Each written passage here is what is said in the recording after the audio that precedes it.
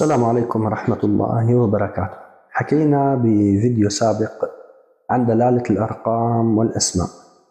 اليوم بدنا نتعلم مع بعض دلالة الأرقام ورؤياها في الرؤيا.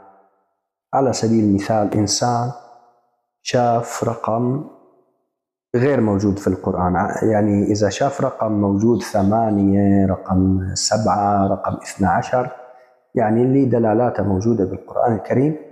كل رقم له دلالة. مثلا رقم 700 يدل على الصدقة، مثل الذين ينفقون أموالهم في سبيل الله كمثل حبة أنبتت 7 سنابل في كل سنبلة 100 حبة والله يضاعف لمن يشاء. يعني رقم 100، رقم 700، هذول موجودين ثابتين. طيب أرقام ما مذكورة بشكل صريح بالقرآن الكريم، كيف بدنا نبحث عنها؟ إنسان شاف رقمين، مثلا شاف رقم 4، شاف رقم 45.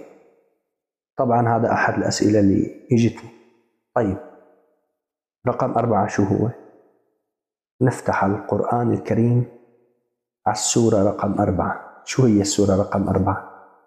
السورة رقم 4 هي سورة المائدة. نأتي إلى الآية 45 في سورة المائدة. مثلا على سبيل المثال الآية 45 ونقرأها: وكتبنا عليهم فيها أن النفس بالنفس والعين بالعين والأنف بالأنف والأذن بالأذن والسن بالسن والجروح قصاص فمن تصدق به فهو كفارة له ومن لم يحكم بما أنزل الله فأولئك هم الظالمون. نقرأ هذه الآية ونرى تطابقها مع حالة من رآها، إن كان رجل أو امرأة، والله أعلم. نأخذ مثال ثاني.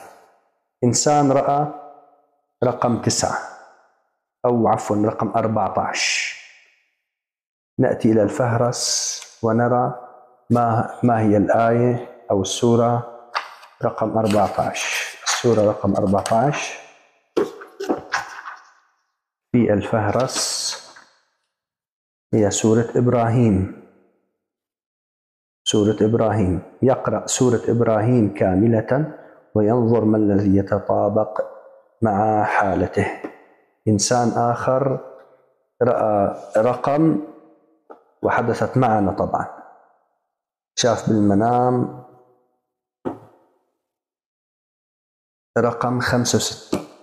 قلت له فوت على القرآن الكريم وما كنت أنا بعرف شو دلالة الرقم 65. فات ونظر إلى الرقم 65 فإذا سورة الطلاق.